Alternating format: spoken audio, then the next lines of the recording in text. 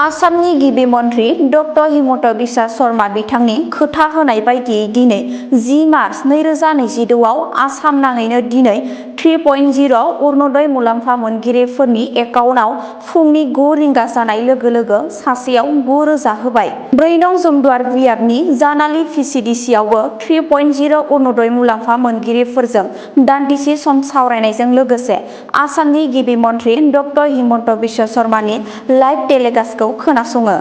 जानालि VCDC आव VCDCनि मासिगिरिजों लोगोसे आलासि महरै बाहागो लाफैदों गसाइगाव जिल्ला BPF दोलोनि सासे नेहाथारि रहित नार्जारी आरो सान्थालि सेलनि मिरु नेहाथारि लरेन्स हासदा। गसाइगाव जिल्ला BPF दोलोनि सासे नेहाथारि रहित नार्जारीआ खौरां बिजोङाव मा फोरमायखो फै जों मिथिना लागोन।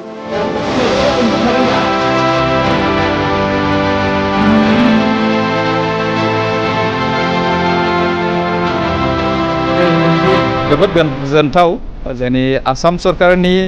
मोनसे वेलफेयार स्किम जेखौ जोंनि आसाम सरकारनि चिफ मिनिस्टारा जे थांखिखौ लादों जोबोद बाख्नायथाव। मानो होनना बुङोब्ला जों मिथिगौ जोंनि ओनसोलफ्रा बा स्टेटआ दासिमबो गोबां गोदोसोना थानाय गामिफोर दं, गोबां बिदिनो गोरिब दुखिया न'खरफोर दङ। बे न'खरफोरखौहाय बोरैहाय मानसिक भाबे मोजाङै न'खर खुंलांनो थाखाय थांनानै थानायनि राहा लामाखौ खालामना होनो हायो बेफोरखौ सिन्था खालामनायनि गेजेरजों लोगोसे गामि ओनसोलाव थानाय बिसेस करे गरिब न'खरफोरनि मानसिफोर गोबां फरायसा गथ'फ्रा कारेन्टनि बेबस्था गैयिनि थाखाय बिसोरो मोजां फरायनायनि सुबिदाफोरखौ मोना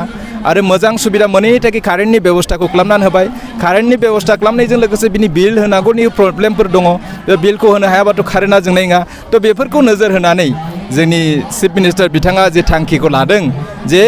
किन्चितब्लाबो बे कारेन्टनि बिलखौ अन्तत होनो हानाय बादि बेबादि मोनसे फाइनान्सियेल एसिस्टेन्ट हिसाबै जेखौहाय मान्थलि होबाय थादों आरो बे जिनिसखौहाय दिनै होयै दिनैहाय बेबादिनो 800 850निफ्राय 1000 दिनै 1250सिम फैबाय। नाथाय दिनैनि थारिखआवहाय 9000 करि होनायनि कारना जाहैबाय 4 मास बे बन्द'थ'मोन। खेबसेनो दिनै 40 लाख मानसिनो होनो थाखाय थांखि लादों आरो दिनै बयनिबो एकाउन्टआव होनाय जाबाय। दा बे 40 लाख मानसिफ्रा दिनै बे फैसाखौ मोनोबा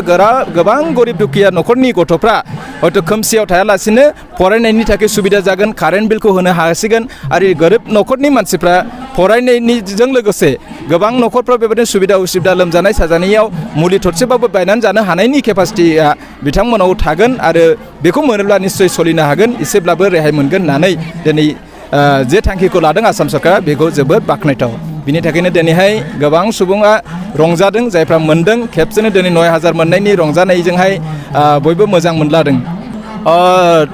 बिथांखौ रायजोनि जानाय आङो हामबाय होनगोन। मानो होनना बुङोब्ला बिथाङा सासे रायजोनि दैदेनगिरि जानानै रायजोखौ बेंनायखाय सासन खालामनायखाय बिथाङा सरकारनि जे दायित्व बे जाहैबाय सारा गावनि स्टेटनि सिङाव थानाय गासैबो मानसियारिफोरखौ सिबिनायनि बिबाना दङखाय दिनै बिथाङा माब्रै सिबियोब्ला माब्रै ओनसोलनि बा आसाम रायजोनि सिङाव थानाय मानसिफोरखौ सेवा खालामोब्ला मोजाङै थांनानै थानो हागोन, मोजाङै डेभेलप जागोन स्टेटआ, बेखौ नोजोर बोनानै बेफोरबायदि थांखिफोरखौ लानायनि थाखाय बिथांखौ आङो जोबोद हामबाय होनदों। হয়, তো আজি আমি খুব আনন্দিত কাৰণ অসম চৰকাৰৰ তৰফৰ পৰা আমাৰ অসমৰ মুখ্যমন্ত্ৰী সন্মানীয় ডক্টৰ হিমন্ত বিশ্ব শৰ্মা মহোদয়ে আমাৰ অৰুণোদয় বেনিফিচিয়াৰীসকলক এককালি 9000 টকাকৈ যি বিতৰণ কাৰ্যসূচী আজি আৰম্ভ কৰিছে তাৰ লগত সংগতি ৰাখি আমি কচুগাঁও ডেভেলপমেণ্ট ব্লকৰ অন্তৰ্গত আমাৰ জানালিগাঁও VCDCৰ অধীনত 783খন আমাৰ বেনিফিচিয়াৰী আছে আৰু এই বেনিফিচিয়াৰীসকলক আমি যোৱাকালি মুখ্যমন্ত্ৰী মহোদয়ৰ আহ্বান মৰ্মে তেখেতসকলক আমি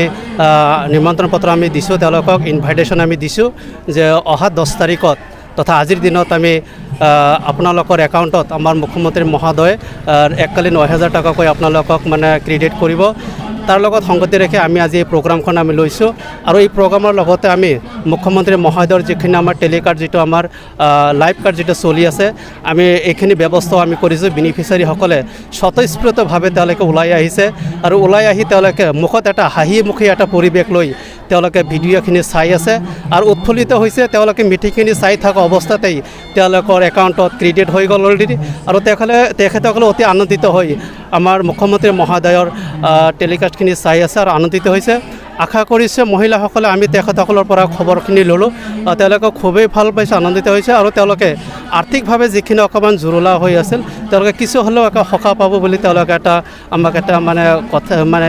কথা দিছে আমি আশা কৰিছোঁ আৰু এই 9,000 টকাৰে যাতে মহিলাসকলে যি উদ্দেশ্য লৈ তেওঁলোকে দিয়া হৈছে তেওঁলোকে যাতে উদ্দেশ্যখিনি সফলভাৱে ইউজ কৰিব পাৰে তাৰ কাৰণে আমি তেওঁলোকৰ পৰা খবৰখিনি ল'লোঁ আৰু যিসকলে পোৱা নাই বুলি কৈ আছে মুখ্যমন্ত্ৰী মহোদয়ৰ নিৰ্দেশ মৰ্মে পৰৱৰ্তী সময়ত অফিচিয়েলি হিচাপে যিখিনি নিৰ্দেশনা আহে সেই নিৰ্দেশনা হিচাপে তেওঁলোকক আমি চেয়াৰমেনৰ মহোদয়ৰ জৰিয়তে আমি তেখেতসকলক আমি আজিৰ এই জানালীগাঁও VCDCৰ অন্তৰ্গত হিচাপে মই VCDC ছেক্ৰেটাৰী হিচাপে মই অসমৰ মাননীয় মুখ্যমন্ত্ৰী মহোদয়ক অশেষ ধন্যবাদ জ্ঞাপন কৰিব পাৰিছোঁ কাৰণ তেখেতৰ প্ৰচেষ্টাত দৰিদ্ৰ পৰিয়ালৰ মহিলাসকলৰ মুখত যি হাঁহি আনিব পাৰিছে তাৰ কাৰণে তেখেতক মই আন্তৰিক ধন্যবাদ জ্ঞাপন কৰিছোঁ।